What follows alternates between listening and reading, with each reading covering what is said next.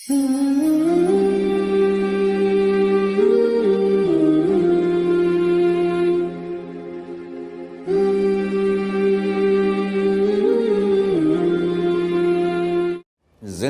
کیسے گزارنی ہے۔ میرے نبی کی زندگی کا دوسرا رخ کہ بطور انسان زندگی کیسے گزارنی ہے، مرد عورت ہے، زندگی کیسے گزارنی ہے۔ پہلا رشتہ جو قائم ہوا دنیا میں وہ ہے خامد اور بیوی، حضرت آدم اور حوا کا نکاح ہوا۔ اللہ تعالیٰ نے عورت کو کمزور بنایا تو پہلے دن سے اس کو عزت اور احترام دیا تاکہ ساری زندگی اس کمزوری سے ناجائز فائدہ نہ اٹھایا جائے بلکہ اس کو عزت دی جائے۔ کہ آدم علیہ السلام کے لیے مٹی اکٹھی کی، پانی ڈالا، گوندھا اور ایک اسٹیچو بنایا اور ڈال دیا۔ جب وہ خشک ہوا اس میں روح ڈالی اور پھر وہ ننگے بدن تھے، پھر ان کو جنت کے کپڑے پہنائے اور جنت میں ڈال دیا۔ اس کائنات کا حسن بھی عورت سے ہے اور جنت کا حسن بھی عورت سے ہے۔ حضرت آدم علیہ السلام جنت میں، لیکن بابے جی دا دل ہی نہیں لگتا، کلے کلے ہی ٹرے پھر دیں۔ اب اللہ نے عورت کو بنانے کا ارادہ کیا تو اللہ ایک ڈھیر مٹی کا اکٹھا کر کے عورت کے لیے بھی بنا دیتا اور اس کا اسٹیچو بنا دیتا اور اس کو خشک ہونے دیتا، پھر اس میں روح ڈالتا، پھر اس کو کپڑے پہناتا۔ آپ حیران ہوں گے، سبحان اللہ، اللہ نے ایسا نہیں کیا۔ آدم علیہ السلام سوئے، آنکھ کھلی تو دیکھا ایک خوبصورت حسین عورت۔ یہ بات اکثر لوگوں کو معلوم ہوگی کہ یوسف علیہ السلام دنیا کے حسین ترین انسان تھے، اور یہ بات شاید کسی کو معلوم نہیں ہوگی کہ دنیا کی سب سے حسین خوبصورت عورت حضرت حوا ہے۔ حوا جن پر بڑھاپا آیا ہی نہیں، 1000 سال کے قریب زندگی گزاری، بڑھاپا نہیں آیا۔ حضرت آدم اور حوا قریب قریب عمر تھی۔ حضرت آدم کی عمر تو کتابوں میں مل جاتی ہے 1000 برس، لیکن حضرت حوا کی عمر کتنی تھی یہ کہیں پڑھنے کو ملا نہیں، اس لیے میں اندازہ کرتا ہوں کہ قریب قریب ہوگی۔ بڑھاپا نہیں آیا، بیماری نہیں آئی۔ اور حضرت حوا کو مینسز بھی نہیں آتے تھے۔ یہ عجیب بات آپ کو بتاؤں، اللہ نے اتنا جنت کا ان کے اندر نمونہ رکھا۔ تو جب حضرت آدم کی آنکھ کھلی تو دیکھا ایک حسن کا پیکر، انہوں نے تو جنت ہی بھول گئی۔ کہنے لگے یا اللہ ہن دل ٹھریا جا کے، یا اللہ کون ہے؟ کہ تیری بیگم۔ کہ واہ جی واہ، موجاں ہی موجاں۔ تو اللہ تعالیٰ نے نکاح پڑھایا۔ سبحان اللہ، اپنے نبی کی شان دوبارہ سنو۔ تو اللہ نے کہا آدم اپنی بیگم کا مہر ادا کرو۔ تو وہ پوچھنے لگے کیا مہر ہے؟ دیکھو ایک بات سنو، مہر کسی کی بیٹی کی قیمت نہیں ہوتی۔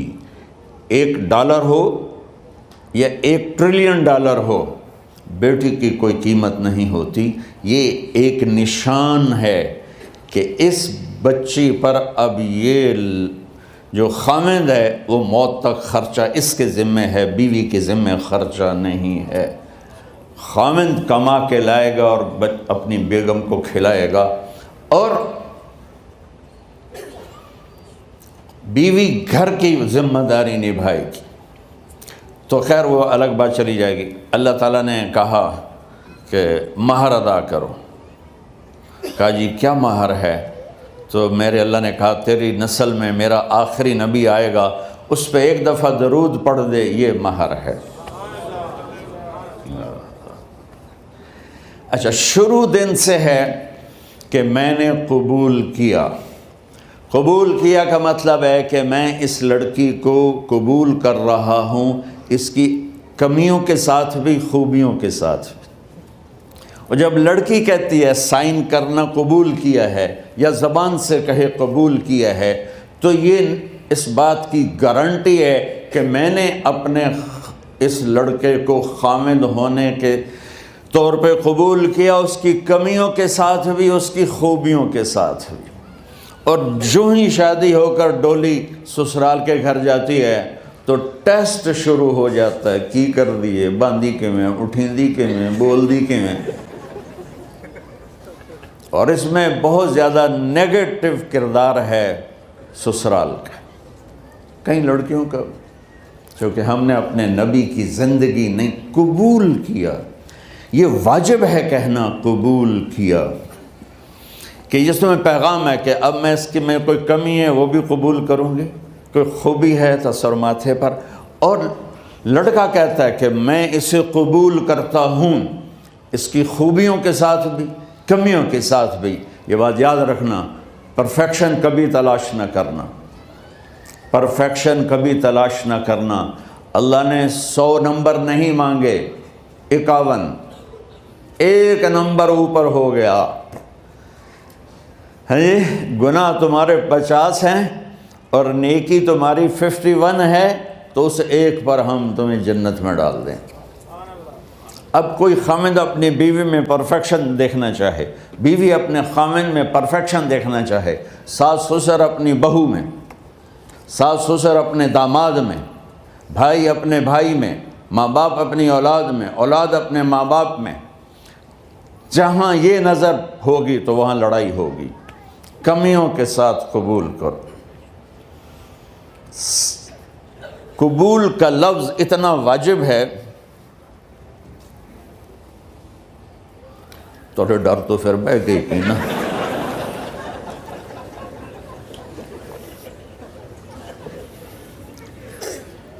قبول کا لفظ اتنا ضروری ہے کہ اس کے بغیر نکاح ہی نہیں ہوتا۔ میں یہ کئی جگہ لطیفہ سنا چکا ہوں، اور واقعی قصہ بھی ہے، ایسے لطیفہ نہیں ہے۔ میرے دوست ہیں، ذمہ دار ہیں اچھے، تو ان کے گاؤں کا ایک بچہ چھوٹی عمر میں بسوں پہ جا کے نا وہ جاب پہ لگ گیا۔ تو اس کا کام ہوتا ہے بس کو صاف کرنا، ڈرائیور کو چائے پلانا، اور جہاں کہیں رش ہو تو اس کو ڈائریکشن دینا، استاد جی کٹ لو، استاد جی آن دیو، استاد جی جان دیو۔ تو یہ اس کا محاورہ بن جاتا ہے۔ اب اس کا نکاح ہوا تو مولانا صاحب نے کہا بھائی عبد الرحمن، میں فرضی نام لے رہا ہوں، نام مجھے اس کا یاد نہیں، عبد الرحمن زینب بنت اسلم نو تیرے نکاح دیتا 500 مہر تو قبول کیتا؟ تھوڑی دیر سوچ کے کہندا جی آن دیو۔ اس نے ساری زندگی آن دیو ہی سیکھا تھا، تو اس کے بھائی نے اس کو نہیں ماری، تو کہنے لگا جی جان دیو۔ مولانا صاحب نے کہا آن دیو جان دیو نال کم نہیں بننا، تو آگا میں قبول کیتا۔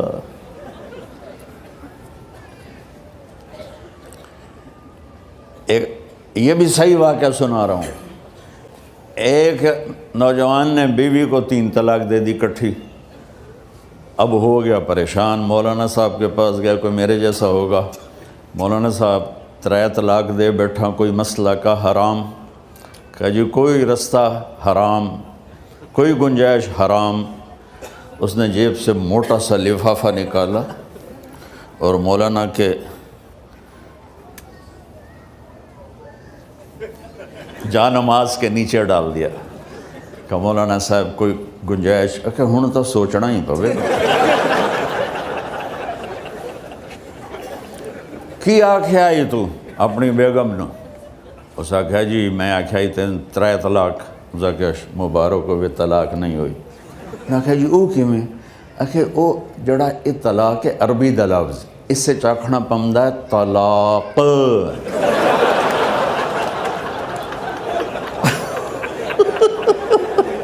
یہ آپ کو صحیح واقعہ سنا رہا ہوں۔ تو تم نے تو چھوٹے کاف کے ساتھ کہا ہے طلاق، او کاف تا کتے آلا ہے، موجاں کر۔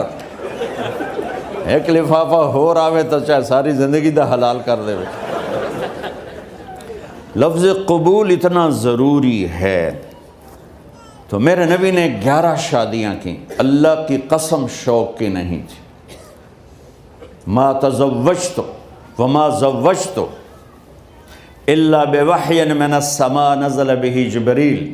کہ لوگوں سن لو میری بات غور سے، مجھے عورت کی کوئی رغبت نہیں ہے، میں نے جہاں شادی کی، جہاں بیٹی کی شادی کی، پہلے اللہ نے آسمان سے جبریل بھیج کے حکم دیا، پھر میں نے قدم اٹھایا۔ تو پہلا رشتہ خاوند اور بیوی ہے جو اس کائنات میں جڑتا ہے۔ یہ دنیا کا سارے رشتوں میں نمبر 1 رشتہ ہے، سب سے خوبصورت رشتہ ہے، سب سے اہم رشتہ ہے، سب سے بڑا رشتہ ہے۔ والدین کے لیے چند آیات ہیں، اولاد کے لیے چند آیات ہیں، بہن بھائیوں کے لیے چند آیات ہیں، خاوند اور بیوی کے لیے سینکڑوں آیات ہیں، سینکڑوں۔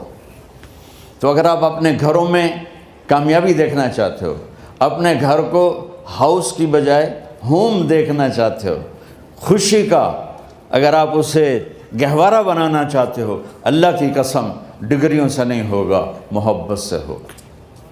میرے نبی سے پوچھا گیا، یا رسول اللہ اسلام کا سب سے مضبوط عمل، نہیں، میرے نبی نے سوال کیا، بولو بھائی اسلام کا سب سے مضبوط عمل کیا ہے؟ صحابہ نے کہا نماز۔ نہیں، سبحان اللہ، ابھی میں نماز کی کتنی اہمیت بتا چکا۔ انہوں نے عرض کیا جہاد، آپ نے فرمایا نہیں۔ تو صحابہ نے عرض کیا روزہ، آپ نے فرمایا نہیں۔ اللہ اکبر۔ کہ یا رسول اللہ حج، آپ نے فرمایا نہیں۔ تو سارے صحابہ حیران ہو گئے، یا رسول اللہ نماز، جہاد، روزہ، حج، تو پھر کیا ہے؟ اب سننا سارے بہن بھائی، مستورات، بچے بچیاں، آپ نے فرمایا اسلام کا سب سے مضبوط اور بڑا عمل ہے آپس میں اللہ کے لیے محبت کرنا۔ اگر آپ اپنے گھروں میں حسن دیکھنا چاہتے ہو تو ایک دوسرے سے محبت کرو، اظہار محبت کرو، اور محبت کے پیدا ہونے کے لیے بہت ساری چیزیں ہیں، لپیٹ کے 2 میں کر لیتا ہوں، 2 میں۔ بیوی کی خوبی دیکھو، کمی نہ دیکھو، خاوند کی خوبی دیکھو، کمی نہ دیکھو، پہلی بات۔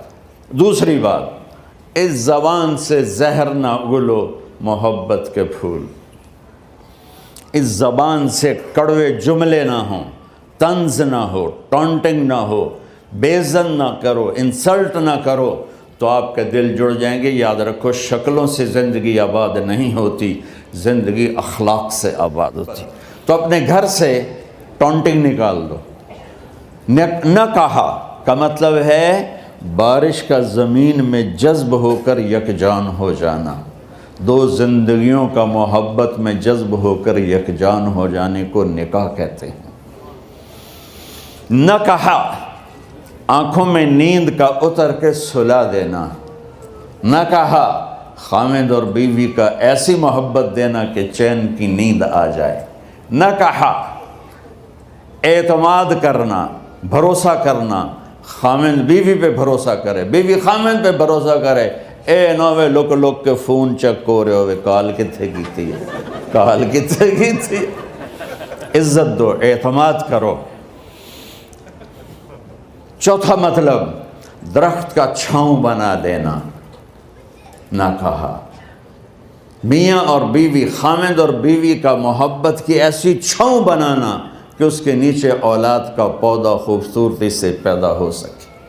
نہ کہا، صرف لفظ نکاح کے مطلب بتا رہا ہوں، نہ کہا مریض کو، کدھر ڈاکٹر بیٹھے ہیں، میرے سامنے بیٹھے ہیں، مریض کو دوا ایسی دینا کہ وہ شفا یاب ہو جائے، آپس کے ایسے تعلق بنانا کہ زندگی کو شفا مل جائے۔ میرے بھائی بہنوں، میں آپ کو اپنے نبی کی زندگی بتا رہا ہوں۔ میرے نبی نے 11 شادیاں کی، اللہ ذوالجلال کی قسم، صرف ہمیں زندگی سکھانے کے لیے کہ گھر کی زندگی کیسے ہوتی ہے اور اولاد کو کیسے پالا جاتا ہے۔ اب لوگ کیا مجبوریاں ہیں کہ عورت بھی جاب کرتی ہے، مرد بھی جاب کرتا ہے۔ عورت کی سب سے بڑی جاب اپنی نسل کو پالنا ہوتا ہے۔ جب یہاں ٹائم نہیں ملتا بچے کو، نہ ماں سے ملتا ہے نہ باپ سے ملتا ہے، تو پھر وہ جنگل کا پودا بن جاتا ہے۔ یہ تو وینکوور ہے، فیصل آباد کی بات سناتا ہوں۔ میرے بچے جس اسکول میں پڑھتے تھے ان کے پرنسپل سے میری دوستی تھی، میں ملنے گیا ایک دن، تو کہنے لگے جی عجب واقعہ ہوا ہے کہ یہاں 2 بچے پڑھتے ہیں، ان کی ماں بھی ڈاکٹر ہے اور باپ بھی ڈاکٹر ہے، تو وہ دونوں آئے ہیں میرے پاس کہ ہمارے بچوں نے 3 دن ہو گئے ہیں گھر میں کھانا نہیں کھایا، تو ہم پریشان ہیں، ہمیں بتاتے نہیں، کائنڈلی آپ پوچھ کے بتائیں کہ وہ کھانا کیوں نہیں کھا رہے۔ ایک باری کر کے بھی کھا دو۔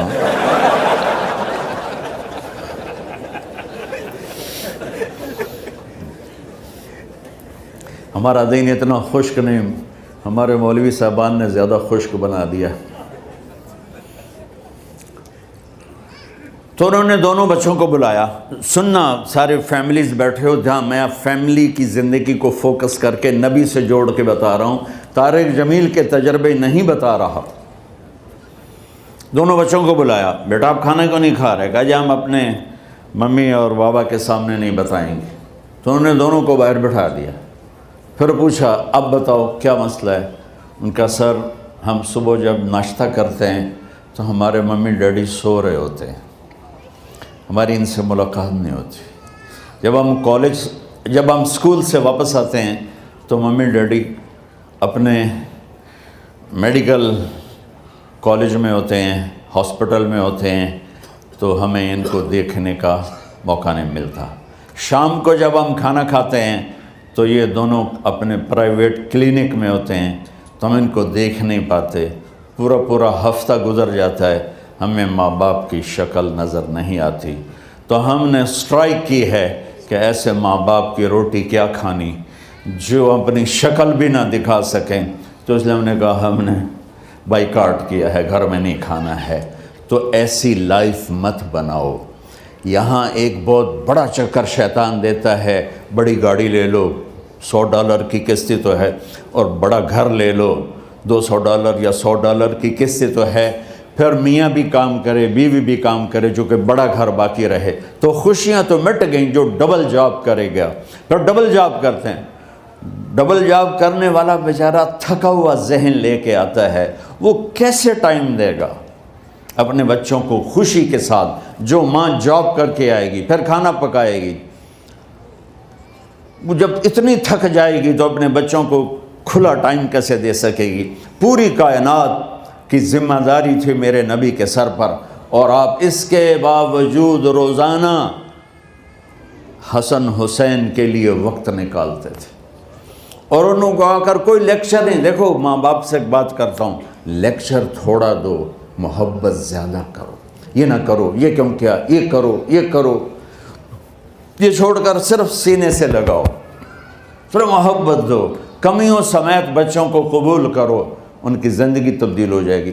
اتنے بڑے نبی، اتنی بڑی ذمہ داری، اور اتنا درد سینے میں کہ آپ کے سینے سے ایسے ابلنے کی آواز آتی تھی جیسے ہانڈی ابلتی ہے، اس کے باوجود آپ روزانہ کہتے این اللقا، میرے شرارتی بچے کدھر ہیں؟